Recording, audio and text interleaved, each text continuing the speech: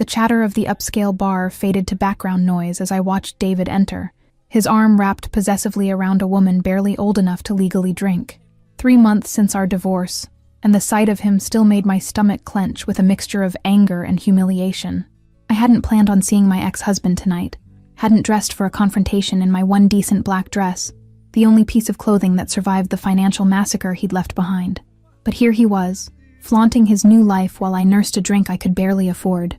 The bartender slid another martini toward me, nodding toward the other end of the bar.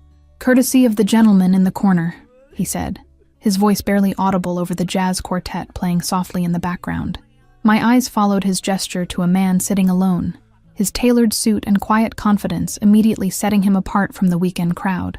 Dark eyes met mine with an intensity that made my breath catch, a silent acknowledgement passing between us as he raised his glass slightly. David's laughter cut through my moment of distraction, drawing my attention back to where he stood with his date, now scanning the room as if looking for an audience. I knew that laugh, the performative one he used when he wanted to be noticed, the one that preceded him making a point at someone else's expense. His gaze found mine across the crowded room, triumph flashing in his eyes when he recognized me. I could already imagine the story he'd tell his friends later, about his pathetic ex-wife drinking alone on a Friday night, still wearing the earrings he'd given me before everything fell apart. Something inside me snapped. Before I could reconsider, I was sliding off my bar stool, martini in hand, walking with deliberate confidence toward the mysterious man who'd bought my drink. I didn't have a plan beyond escaping David's pitying gaze, just the desperate need to not be the victim in tonight's narrative. The stranger watched my approach with curious interest, his expression revealing nothing as I leaned down and whispered, "I need a huge favor.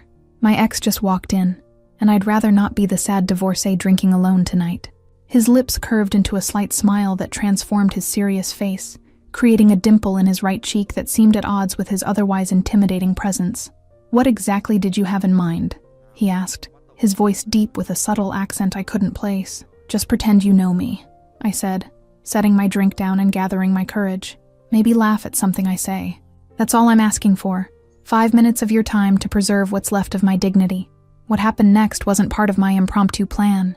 As David's gaze burned into my back, the stranger stood up in one fluid motion, his hand gently cupping my face as he leaned in. "Perhaps this would be more convincing," he murmured, giving me a moment to pull away before his lips met mine. The kiss was gentle but purposeful, his hand warm against my cheek, steadying me as the room seemed to tilt around us. I hadn't kissed anyone since David, hadn't felt the disorienting rush of connection with a complete stranger whose name I didn't even know. When we finally separated, the stranger's eyes held a glint of amusement and something darker, more dangerous. "Vincent," he said simply, his thumb brushing across my lower lip in a gesture that felt strangely possessive for someone I'd just met. "Lily," I responded, my voice embarrassingly breathless as I tried to regain my composure. I risked a glance toward David, finding him staring with undisguised shock, his date forgotten as he watched the scene unfold with narrowed eyes. Vincent followed my gaze, his posture shifting subtly as he assessed David across the room. Something in his stance changed, a predatory stillness settling over him that made the hairs on my arms stand on end despite the warmth of the crowded bar. "Your ex-husband seems displeased," Vincent observed, his hand moving to the small of my back with natural ease, as though we'd known each other for years instead of minutes. The casual possessiveness of the gesture wasn't lost on David, whose face had flushed an angry red. I should have felt triumphant seeing David's reaction, but something in his expression sent a chill through me, the familiar tightening of his jaw that had always preceded his worst moments during our marriage. "I should go," I murmured, suddenly aware that my impulsive act might have consequences beyond tonight. Vincent's fingers tightened almost imperceptibly against my back. "Allow me to walk you out," he said, the suggestion carrying a weight that didn't invite refusal. He signaled to the bartender, who nodded in immediate understanding, as though Vincent were a regular whose requests were prioritized. Outside, the September air felt cool against my flushed skin as Vincent guided me toward a sleek black car waiting at the curb. A man in a dark suit opened the door without being prompted, his expression impassive as he nodded respectfully to Vincent. "I appreciate the rescue, but I can get myself home," I said, stepping back slightly, suddenly aware of how little I knew about the man whose lips had been on mine moments ago. The kiss was more than enough to make my point. Vincent's expression softened slightly, though his eyes remained watchful as they scanned the street behind me. Your ex-husband is currently arguing with the bouncer to follow us out, he said calmly. I'm offering you a ride to ensure he doesn't continue this interaction elsewhere. My stomach dropped at his words. Memories of David's temper flashing through my mind. The thrown glasses, the wall punched inches from my head, the promises that next time he wouldn't miss. I hadn't told anyone about those moments, had hidden the evidence and made excuses until finally filing for divorce, after finding him with his assistant. Vincent must have read the fear in my expression because his voice gentled further. You're safe with me, Lily. I have no expectations beyond ensuring you get home without incident, he said, holding out his hand like an offered lifeline. I hesitated only a moment before taking it, sliding into the car's leather interior that smelled of expensive cologne and subtle power. Vincent joined me, giving the driver an address I didn't recognize after asking for my phone and typing something quickly before returning it. We're not going to my apartment, are we? I asked, as the car turned away from the direction of my modest rental in Queens. My fingers tightened around my purse, suddenly aware of how vulnerable my position was, in a stranger's car, heading to an unknown destination. Vincent's expression remained unreadable as streetlights flashed across his face. I have a penthouse in Manhattan where you'll be safe tonight, he said, his tone matter of fact. Your ex-husband has your address, I assume? The casual way he assessed the situation sent a chill through me, the immediate understanding of danger that most people would dismiss. How did you know? I asked, my voice barely above a whisper, as I thought of the times I'd found David's car, parked outside my building weeks after our divorce. The car glided to a stop in front of a towering high-rise, its glass exterior reflecting the city lights like a midnight mirror. A doorman immediately stepped forward, opening the car door with a respectful, "Good evening, Mr. Moretti," that seemed to carry weight beyond simple courtesy. Inside the lobby, security nodded to Vincent without requiring identification, their eyes scanning me with professional assessment before returning to vigilant observation of the entrance. The exclusive access, the immediate deference, it all painted a picture of a man whose influence extended far beyond what I'd imagined at the bar. The elevator required a key card and fingerprint, rising silently to the top floor, where it opened directly into a stunning penthouse with floor-to-ceiling windows overlooking Central Park. Modern furnishings in shades of gray and black contrasted with art pieces that I recognized as museum-worthy originals. "Make yourself comfortable," Vincent said, removing his suit jacket and draping it carefully over a chair. "The guest room is through that door if you'd like to rest. There are new toiletries and clothes that should fit you in the bathroom." I stood frozen in the center of the living room, trying to process the surreal turn my evening had taken. "Who keeps women's clothing in their guest bathroom?" I asked, suspicion creeping into my voice as I considered the implications. Vincent's lips curved slightly as he poured 2 glasses of amber liquid from a crystal decanter. "My sister stays here occasionally," he explained, offering me a glass, "though I suspect you have other questions beyond my housekeeping arrangements." The whiskey burned pleasantly as I took a small sip, gathering courage to voice the thoughts swirling through my mind. The car, the security, this place. "Who are you, Vincent? Really?" He studied me for a long moment, as though deciding how much truth I could handle. "I manage various business interests throughout the city," he finally said, his deliberate vagueness more telling than any specific answer could be. An alert chimed from his phone, drawing his attention momentarily. His expression hardened as he read something on the screen, fingers typing a quick response before returning his focus to me with practiced ease. 3 days turned into a week at Vincent's penthouse, each night beginning with my insistence that I should return to my apartment, each morning dawning with me still wrapped in luxury I'd never known. My modest job as a graphic designer allowed remote work, and Vincent had arranged for my essential belongings to be collected by his staff. "David has been watching your apartment," Vincent explained over breakfast one morning, sliding a tablet across the table showing security footage of my ex lurking in the parking lot. The casual way he monitored David's movements should have frightened me, but instead offered a strange comfort I wasn't ready to examine. My 5-year-old daughter Emma adjusted to our temporary arrangement with surprising ease, delighted by the penthouse's hidden features: a bookshelf that revealed a secret playroom, a bathtub with jets that created rainbow bubbles, a chef who made pancakes shaped like cartoon characters at her request. Vincent's behavior around Emma revealed a gentleness I hadn't expected, his usual intensity softening when she shyly asked him to read her bedtime stories or help build elaborate pillow forts in the living room. He never overstepped, never presumed a role in her life, yet something natural developed between them that made my heart ache. Each night after Emma slept, Vincent and I would talk for hours on the balcony overlooking the glittering city. He shared carefully edited stories of his childhood in Sicily, of a father whose expectations weighed like concrete, of responsibilities inherited rather than chosen, always omitting specific details that might reveal the true nature of his business. I reciprocated with stories of my own, my dreams of becoming an artist derailed by practical concerns, my whirlwind romance with David that slowly transformed into a controlling nightmare, my determination to give Emma a life unmarred by the fear that had shadowed my marriage. "You're stronger than you realize," Vincent said one evening, his fingers gently tracing the faded scar along my wrist. Evidence of the night David had grabbed me so hard he'd drawn blood. The tenderness of his touch contrasted sharply with the cold fury in his eyes as he examined the mark. Our first real kiss came 2 weeks after the bar incident. Not a performance for an audience, but something genuine that happened in his kitchen at midnight. I'd come looking for tea, finding him instead staring out the window with a glass of whiskey and shadows in his eyes. The attraction between us had been building since that first night, present in lingering glances, in hands that found excuses to touch, in conversations that stretched until dawn. But it was his vulnerability that finally broke my resistance, the rare glimpse of uncertainty in a man who controlled everything around him. "I should tell you to leave," he whispered against my lips, his hands cradling my face as though I might shatter. "There are parts of my life you don't want to know about, Lily. Things that would make you take Emma and run." I knew he was right, had seen enough to piece together the reality of who Vincent Moretti truly was. The late-night meetings, the coded phone conversations, the men who appeared with bruised knuckles and respectful deference seeking his guidance.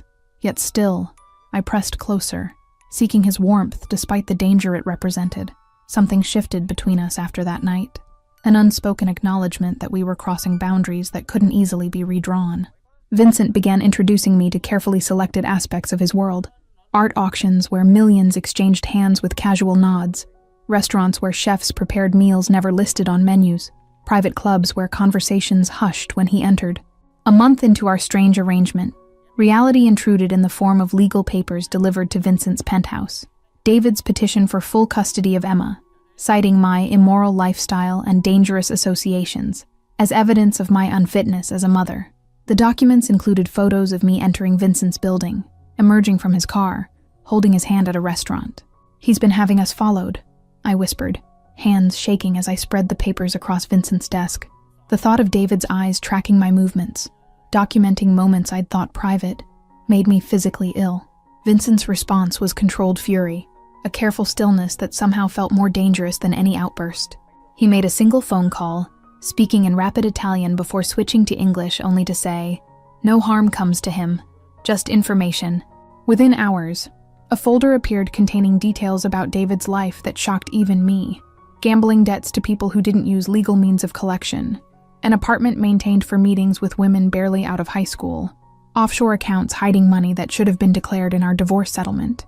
"Use this," Vincent said, sliding the folder toward me. "Your lawyer can negotiate from a position of strength now." He didn't mention how such information had been obtained, and I didn't ask.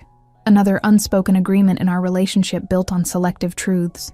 The custody threat forced conversations we'd been avoiding, about what exactly we were to each other, about the future, about the realities of Vincent's world, and whether there could ever be a place in it for Emma and me. Late-night whispers became tense discussions that left us both restless and uncertain. "I want you both in my life," Vincent admitted one night, his usual confidence giving way to rare vulnerability. "But my life comes with risks you can't imagine. Enemies who wouldn't hesitate to use you and Emma to get to me."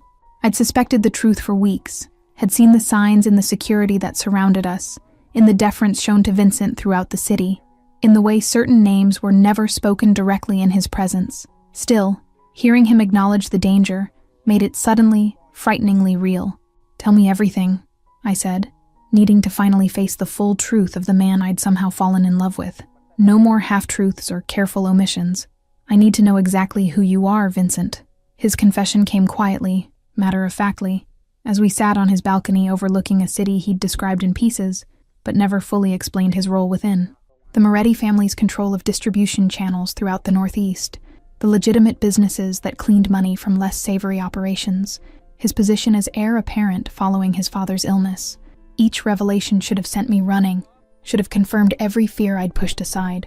Instead, I found myself focusing on the man beneath the title, the way he gently tucked Emma in at night, his respect for my independence, his determination to shield us both from the darkness of his world. The next morning brought a moment of choice. I could take Emma and leave, returning to a life of constant fear from David, but safely distant from Vincent's dangerous world. Or I could stay and accept the complicated reality of loving a man whose power was built on foundations I'd always considered immoral. "I want to see it," I said over breakfast, Emma happily distracted by cartoons in the other room. Vincent's questioning look prompted me to continue. "Your business, your real offices, the parts you've been hiding. If I'm making this choice, I need to see everything." His hesitation was visible, a rare crack in his usually seamless composure. "Some doors can't be unclosed, Lily," he said finally, studying my face as though memorizing it, perhaps fearing it would be the last time I looked at him without fear or judgment. The black car took us to an unassuming building in Little Italy, the restaurant on the ground floor bustling with lunchtime customers, who greeted Vincent with a familiarity that spoke of generations of loyalty. An elderly woman named Maria embraced him like a son before turning curious eyes on me, assessing me with the shrewd judgment of someone who had seen many women come and go. Behind the kitchen, a heavy door led to a staircase descending into what appeared to be a wine cellar, but opened into a sophisticated office space. Men in expensive suits paused in their conversations as we entered, their respectful nods acknowledging Vincent's authority without question. Enzo, Vincent's consigliere according to the brief introduction, raised an eyebrow at my presence, but made no comment as he handed over a leather portfolio containing what I recognized as balance sheets and property acquisitions. The casual way they discussed millions in transactions made my graphic designer salary seem laughably insignificant. I observed silently as Vincent moved through his world with natural command, resolving disputes between business owners seeking protection, reviewing reports of territory incursions by rival families, authorizing payments to politicians whose campaigns benefited from Moretti support. The power he wielded was absolute and terrifying in its scope. What struck me most wasn't the obvious illegality of certain operations, but the complex moral code that governed everything: respect for tradition, protection of family above all else, a strange honor system that drew clear lines even in criminal enterprise. Vincent's world operated by rules as rigid as any legal system, just with different boundaries and far more severe consequences. By late afternoon, I'd seen enough to understand the empire Vincent controlled and the weight he carried. "You're right to be scared," he said quietly as we returned to the car, his hand finding mine with tentative uncertainty. "I wouldn't blame you for walking away." Something had shifted during those hours, my naive perception giving way to clearer understanding of both the danger and the man. Vincent wasn't just a criminal. He was a leader protecting his people, maintaining order in a system that predated him and would continue long after, trying to steer it toward legitimacy while honoring commitments to those who depended on him. "I need time," I whispered, overwhelmed by everything I'd witnessed, "to think about what this means for Emma, for us. I can't just—" My voice trailed off as Vincent's phone rang, his expression immediately hardening as he answered with a curt "when" that silenced the car. The attack came without warning. 3 of David's hired men following information he'd sold to the Colombo family about Vincent's security routines. The ambush in the parking garage might have succeeded if not for Enzo's suspicions about unusual payments traced to David's offshore accounts. Vincent returned to the penthouse with a bullet graze across his shoulder and a coldness in his eyes I'd never seen before. "Pack essentials for you and Emma," he instructed, his voice leaving no room for questions. "We leave in an hour." The reality of Vincent's world crashed into mine with terrifying clarity as security teams swept the penthouse, checking for surveillance devices and weaknesses in our protection. Emma watched wide-eyed from her bedroom doorway, clutching her favorite stuffed rabbit as men with concealed weapons moved efficiently through our temporary home. The safe house in Sicily had been in Vincent's family for generations, a sprawling villa surrounded by olive groves and protected by both modern security and the loyalty of locals whose families had served the Moretti name for decades. In any other circumstances, it would have felt like paradise. Vincent's father, Antonio, occupied the east wing of the villa, his once powerful frame now diminished by illness, but his eyes still sharp as they assessed me and Emma upon our arrival. He spoke rapid Italian to his son, questions I couldn't understand but whose meaning I could guess from the defensive tension in Vincent's responses. "He wants to know if you understand what loving me means," Vincent translated later, as we stood on the terrace overlooking the Mediterranean. if you're prepared for a life where danger will always exist at the edges, where Emma will someday have to learn truths that might make her hate us both. The old man's question hung between us, as days turned to weeks in Sicily.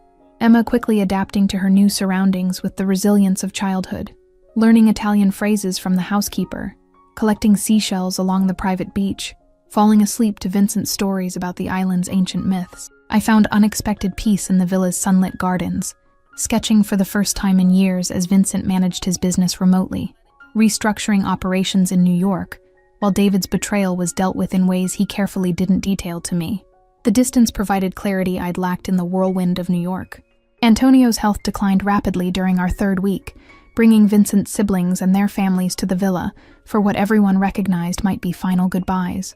I watched as cousins welcomed Emma into their play without question, as Vincent's sisters evaluated me with guarded curiosity, as the complex network of Moretti family dynamics revealed itself in every interaction. "You don't have to stay," Vincent said one night, finding me alone on the beach after Antonio had a particularly difficult day. "I've arranged papers, accounts, a new identity in Vancouver. You and Emma could disappear, start fresh somewhere David would never find you." The offer caught me off guard, not because it was unexpected, but because I realized immediately I didn't want it. Somewhere in the chaos of the past months, in the fear and uncertainty and revelations, I had made my decision without consciously acknowledging it. I turned to face Vincent, seeing not the dangerous mafia boss or the powerful businessman, but simply the man who read Emma bedtime stories and laughed at my terrible attempts at cooking Italian food.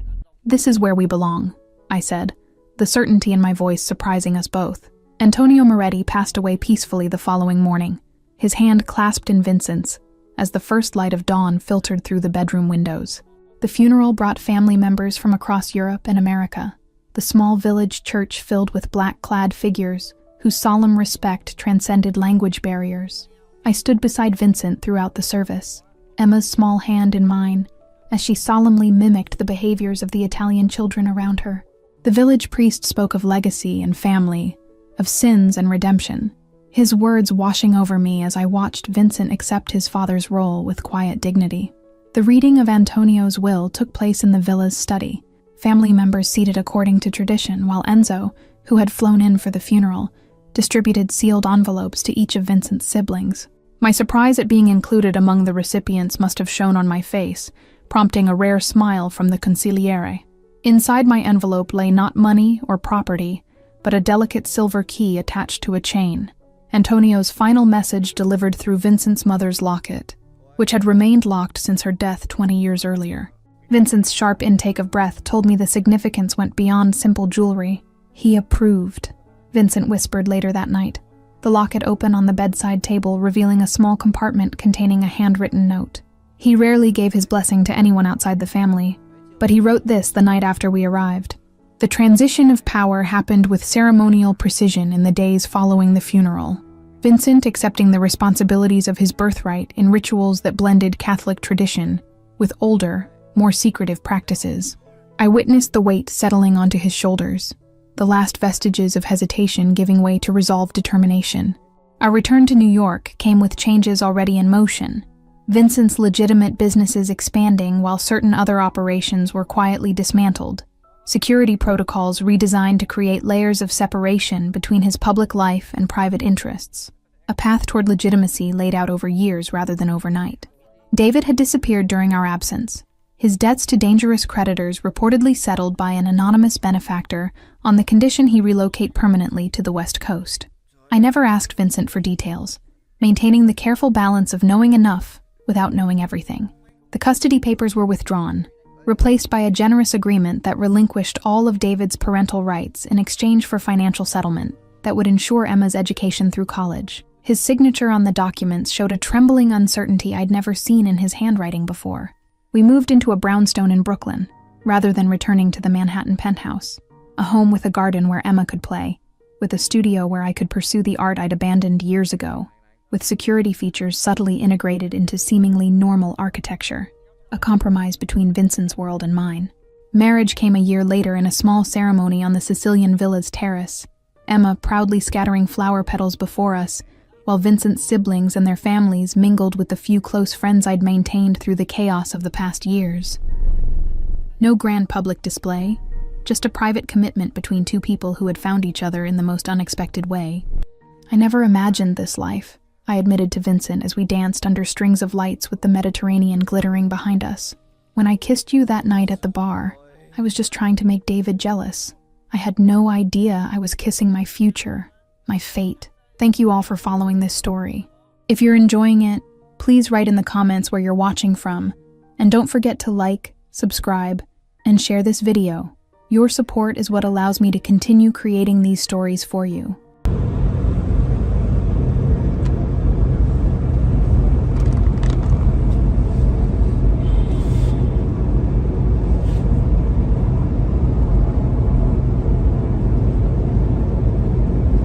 Сейчас зайдем, посмотрим, как у меня трансляция началась.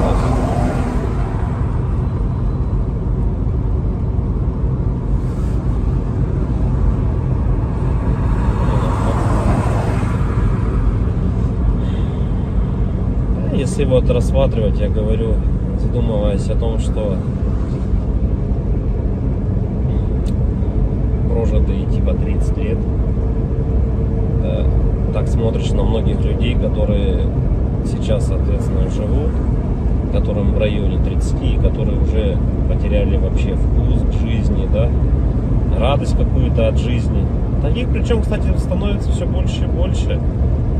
Мне кажется, этот средний возраст, когда говорили, что начинается вот этот кризис среднего возраста, он тоже сместился, как и говорят, что сейчас люди, в принципе, быстрее взрослеют, быстрее осмысливают все, да, почему-то это всегда все в плохом больше ключе на самом деле, да, вот что сейчас дети, например, быстрее взрослеют, вот, и мне кажется, кризис вот этот среднего возраста, он, наверное, тоже сместился. И вот я думаю, что он сместился где-то в районе 30 лет. Опять-таки, это тоже не со всеми, наверное, связано. Не у всех людей так, все люди разные. И как-то приходишь к той мысли о том, что помимо того, что люди сами по себе стали такие вот, наверное, депрессивные, да, времена такие сложные, да, вот это вот еще извне много каких вещей случается, на данный момент, которые людям усугубляют эту ситуацию на самом деле, вот этой депрессии, вот этих кризисов, да, каких-то переходных моментов в жизни. И непонятно, если конец этому всему, да, наступает для людей потом белая полоса в жизни, или они не могут выбраться из нее. Примеров достаточно на самом деле много. К примеру, вот сосед у меня есть, такой хороший парень был, и есть, он хороший человек сам по себе, но вот у него сейчас очень сложные времена такие, как бы дизмораль на него напала, о том, что он не реализовался в своей жизни к 30 годам, что жизнь у него кончена. И не может он выбраться из этой ситуации. Да? Как говорят, если мы говорим, что это мужики такие, да, типа слабые, да, какие-то,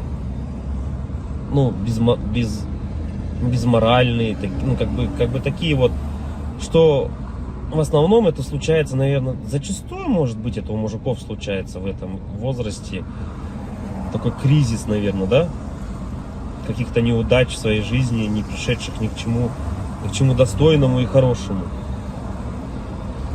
Но вопрос в том, что это мужики такие, типа слабые, или времена такие стали, что если вот разобраться так, вот, например, возьмем даже с древних времен, когда человеку нужно было добывать пищу самому, да, там убивать мамонтов, мужику стоило там сходить на охоту. Да, на охоту он сходил, кого-то там добыл, добычу, принес домой, да, что-то где-то там поделал дома, и все как бы. Ну и это, возможно, как работа тоже на ежедневной основе, да, была.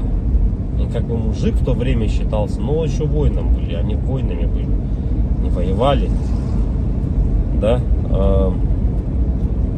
В любом случае это все такая в основном физическая была работа, типа стратегии именно добычи пищи какой-то себе. Ну, тут вот требовалось, возможно, какое-то знание, да, тут я не спорю. Но в основном это была физическая работа.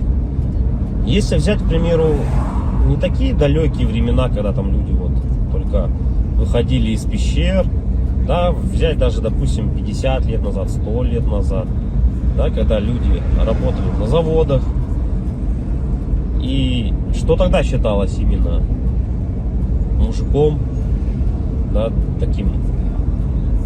Разница была, наверное, с нынешними временами в том, что если ты работал, к примеру, на заводе на каком-то, то тебе было этого всего достаточно. То есть ты уходил на завод, отработал свое время, да, пришел домой,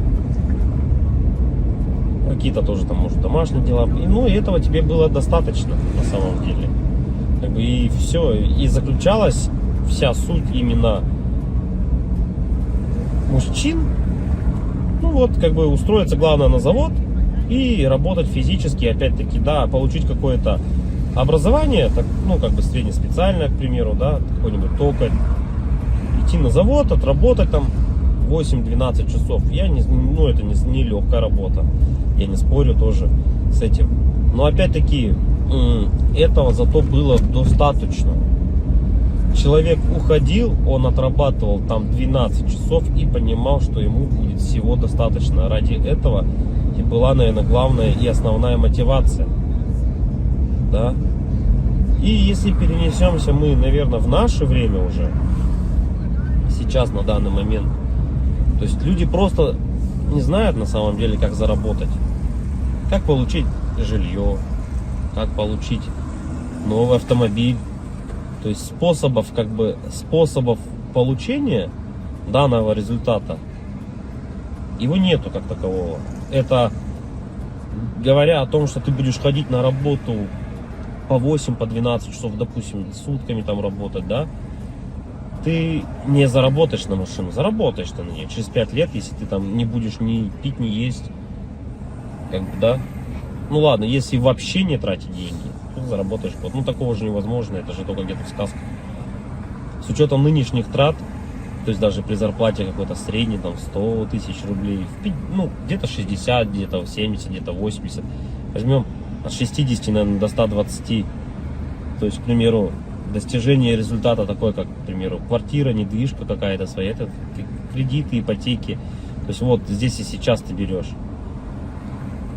И залазя все глубже и глубже, то есть, как сказать, взял ты, к примеру, себе недвижимость, да, в ипотеку, пусть оно будет так.